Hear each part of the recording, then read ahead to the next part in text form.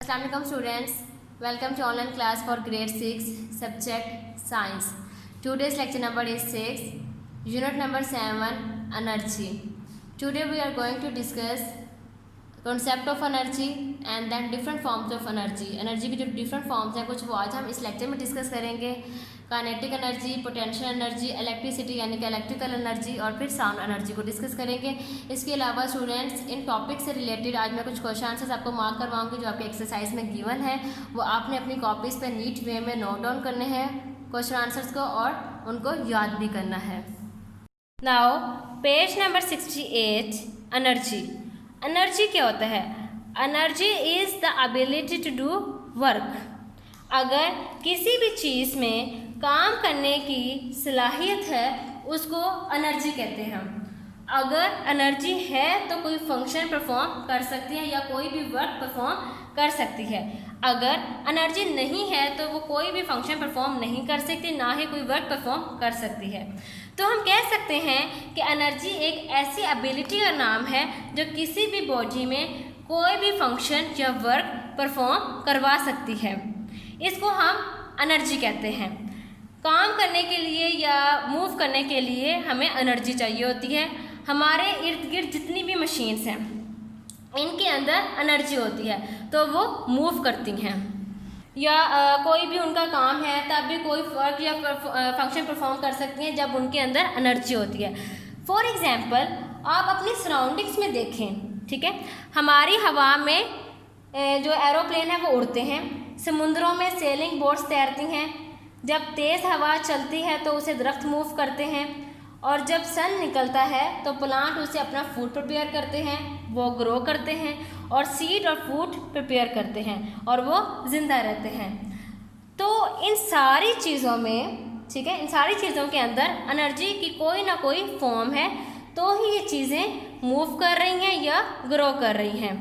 तो इनके अंदर डिफरेंट फॉर्म्स ऑफ एनर्जी हैं, ठीक है. इसके अंदर जो एनर्जी है उसकी जो एनर्जी की जो फॉर्म्स हैं वो इनसे डिफरेंट फंक्शन परफॉर्म करवाती हैं और इसकी वजह से ये मूव करते हैं. फॉर एग्जांपल ये जो प्लांट्स हैं जब इन्होंने ग्रो करना है तो फूड बनाएंगे, ठीक है. तो कौन सी एनर्जी यूज़ करेंगे? सन की एनर्जी यूज़ करेंगे. कौन सी एनर्जी यूज़ करेंगे? सन की एनर्जी यूज़ करेंगे. अब सन एनर्जी को हम क्या कहते हैं? कौन सी एनर्जी कहते हैं? सोलर एनर्जी कहते हैं, ठीक है. सोलर एनर्जी की वजह से फूड जो प्लांट हैं वो फूड भी प्रिपेयर करते हैं और ग्रो भी करते हैं. अब ये एरोप्लेन है, ठीक है. इसमें एबिलिटी है वर्क करने की. कौन सा वर्क करने की? कौन सा वर्क ये परफॉर्म कर रहा है? उड़ने का काम कर रहा है, ठीक है. उड़ने के लिए जो एनर्जी है उसको कहाँ से मिल रही है? इसके अंदर हम पेट्रोल डालते हैं और इस पेट्रोल की वजह से उसे एनर्जी मिलती है, ठीक है, और वो उड़ता है. ये जो दरख्त मूव कर रहे हैं कोई एनर्जी है जो इनसे मूवमेंट का काम करवा रही है, कोई तो एनर्जी है जो इनसे मूवमेंट का काम करवा रही है और वो एनर्जी कौन सी है? वो विंड एनर्जी है. कौन सी एनर्जी है? विंड एनर्जी है. इसी तरह जो सेलिंग बोट्स हैं जो समुद्र में कश्तियाँ चल रही हैं उनमें से कुछ तो ऐसी होती हैं जिनके ऊपर ऐसे कपड़ा सा लगा हुआ होता है, ठीक है. ये जो सेलिंग बोट्स होती हैं ये किस तरह मूव करती हैं? ये हवा यानी जो विंड एनर्जी है इनको समुद्रों में मूव करवाती है.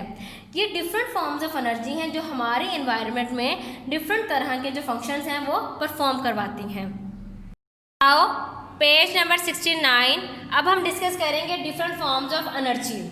हमारी सराउंडिंग्स में जो एनर्जी है डिफरेंट फॉर्म्स में प्रेजेंट होती है. उसके डिफरेंट फॉर्म्स हैं हमारी सराउंडिंग में और वो कौन कौन सी हैं? Kinetic energy, potential energy, electricity यानी electrical energy, sound energy, chemical energy, nuclear energy and food energy. Energy की जो ये सब फॉर्म्स हैं एक दूसरे में चेंज होती रहती हैं.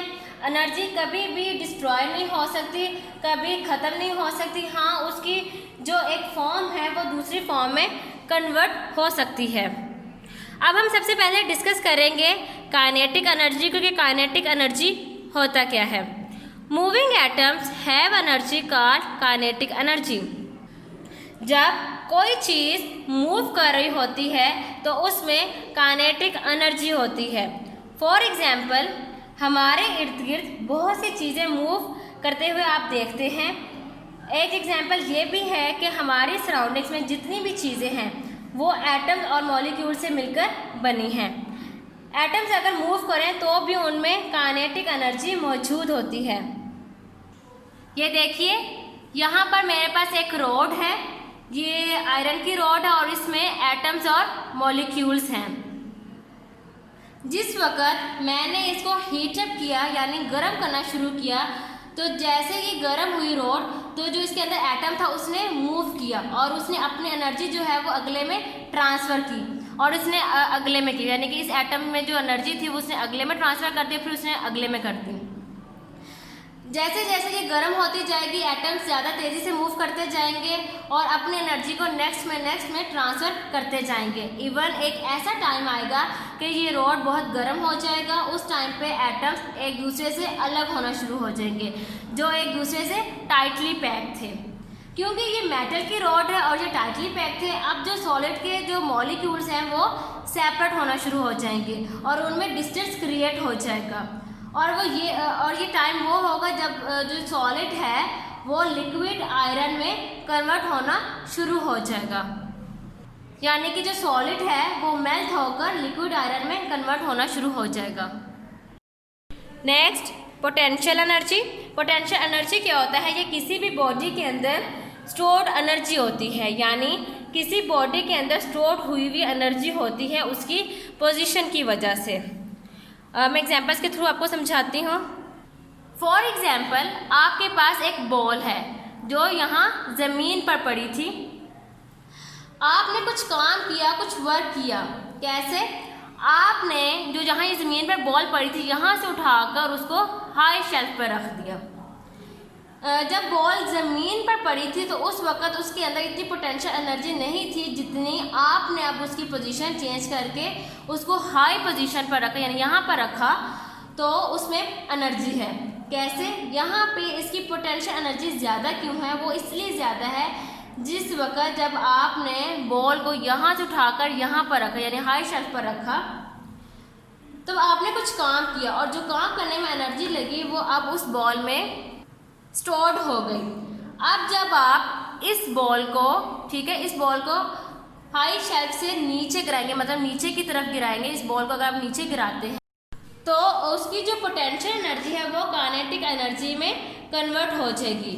बॉल जब ज़मीन पर गिरेगी वहाँ पे गरा डाल देगी या कोई निशान डाल देगी, या अगर यहाँ पर आपने, जैसे मैंने पिक्चर बनाई हुई है, इसी तरह अगर आपने रेत का ढेर रखा है यानी पाइल ऑफ सैंड हो, तो ये उसके अंदर गरा बना देगी, ठीक है, यानी निशान डाल देगी। उस बॉल में जो एनर्जी थी उसने पाइल ऑफ सैंड में गरा उसके अंदर बना दिया, ठीक है। इसके अलावा एक सेकेंड एग्जाम्पल है विंड पेपर टॉय। आपके पास एक टॉय है, ठीक है, जैसे छोटे बच्चों के पास होते हैं टॉय। आप उसकी चाबी, मतलब ये जो उसकी चाबी है, सपोज करिए उसकी चाबी है, उसकी चाबी को घुमाते हैं यानी विंड अप करते हैं, तो उसको फुल रोटेट करते जाएं। उसके बाद वो जितनी भी एनर्जी है जो आपने काम किया है वो एनर्जी उसमें स्टोर्ड हो गई है और आप उसके अंदर जो एनर्जी स्टोर हुई हुई है, ठीक है, जब आप उसको छोड़ेंगे, ठीक है, तो ये टॉय जो है, ये जो टॉय था ये मूव करना शुरू हो जाएगा। अब उसकी जो चाबी है वो अनविंड होना शुरू हो जाएगी। जो चाबी आपने फुल रोटेट की थी यानी जो विंड अप की थी आपने, वो आहिस्ता आहिस्ता क्या होगी, अनविंड होना शुरू हो जाएगी और उसकी जो स्टोर्ड एनर्जी है वो काइनेटिक एनर्जी में कन्वर्ट हो जाएगी। नेक्स्ट, इलेक्ट्रिसिटी यानी इलेक्ट्रिकल एनर्जी। एनर्जी की जो डिफरेंट फॉर्म्स हैं वो एक दूसरे में कन्वर्ट होती रहती हैं। इलेक्ट्रिकल एनर्जी का आपको पता है, हमारे घरों में इलेक्ट्रिसिटी से रिलेटेड कितनी चीज़ें हैं जो वर्क करती हैं इलेक्ट्रिकल एनर्जी से। इलेक्ट्रिसिटी किस तरह से प्रोड्यूस होती है? इलेक्ट्रिसिटी या तो फ्यूल्स को बर्न करके, फ्यूल्स कौन से, गैस, कोल, ऑयल को बर्न करके, या फिर जो रनिंग वाटर है उसको यूज़ करके, या जो विंड पावर यानी जो तेज़ चलती हुई जो हवा है, विंड मिल्स के थ्रू हम उनसे इलेक्ट्रिसिटी प्रोड्यूस करते हैं। या जो वाटर है यानी कि जो रनिंग वाटर है, डैम्स में पहले वाटर को स्टोर किया जाता है, ठीक है, वाटर को फिर बहुत तेज़ी से यानी बुलंदी से गिराया जाता है और वो जो रनिंग वाटर होता है उससे इलेक्ट्रिसिटी प्रोड्यूस की जाती है। या जो फ्यूल्स हैं उनको बर्न करके इलेक्ट्रिसिटी प्रोड्यूस की जाती है। इलेक्ट्रिसिटी जो विंड होती है यानी जो हवा होती है उसमें काइनेटिक एनर्जी होती है चलती हुई हवा में, और जो रनिंग वाटर है उसमें भी काइनेटिक एनर्जी होती है। तो ये काइनेटिक एनर्जी, विंड और वाटर की काइनेटिक एनर्जी को हम कन्वर्ट कर लेते हैं किसमें, इलेक्ट्रिसिटी में। और फिर जो इलेक्ट्रिसिटी होती है उसमें कितनी एनर्जी होती है, जो हमने इलेक्ट्रिसिटी अब जो है उसमें कितनी एनर्जी होती है, तो क्या ये जो इलेक्ट्रिसिटी हमने प्रोड्यूस की है इसमें एबिलिटी है कोई वर्क करने की। तो आप अब खुद से देख लें कि हमारी फैक्ट्रीज जो हैं, मिल्स जो हैं, हमारे घरों में कितनी चीज़ें हैं जो इलेक्ट्रिकल एनर्जी से वर्क करती हैं, जो इलेक्ट्रिकल एनर्जी उसमें वर्क करती हैं। और ये जो इलेक्ट्रिकल एनर्जी है ये एक पावर स्टेशन में प्रोड्यूस की जाती है। बहुत बड़े बड़े जनरेटर्स होते हैं जो इलेक्ट्रिसिटी प्रोड्यूस करते हैं। और जो इलेक्ट्रिसिटी प्रोड्यूस की जाती है फिर उसको एक जगह से दूसरी जगह तक भेजा जाता है। लॉन्ग डिस्टेंस वो ट्रैवल करती हैं किसके थ्रू, वायर्स के थ्रू।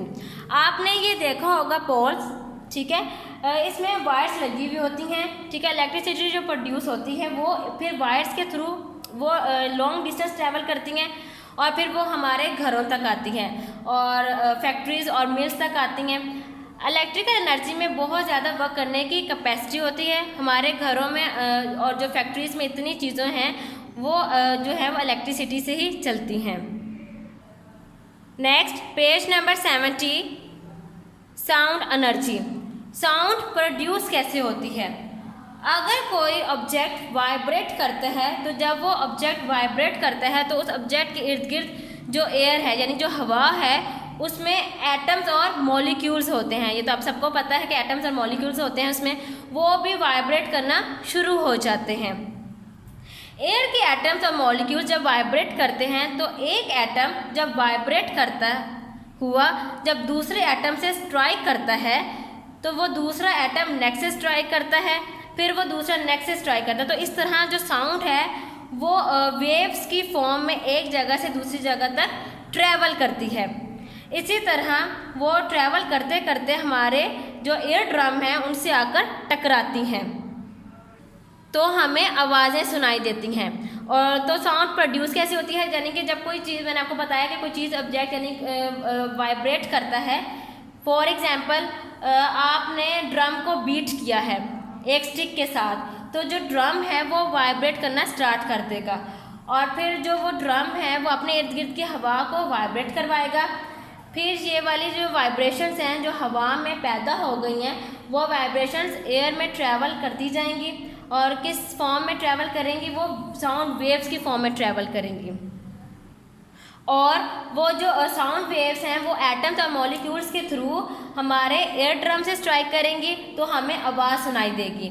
अब मैं दूसरी एग्जांपल एक समझाती हूँ आपको। आपने फायर क्रैकर्स को तो देखा ही होगा। फायर क्रैकर्स जिस वक्त एक्सप्लोड होते हैं तो उससे कितनी ज़्यादा नॉइज़ प्रोड्यूस होती है और उस नॉइज़ में इतनी एनर्जी होती है कि वो बहुत ज़्यादा जो लॉन्ग डिस्टेंस है वो उसको ट्रैवल कर सकती है। Now page number 77, exercises. Question number 1, answer the following questions.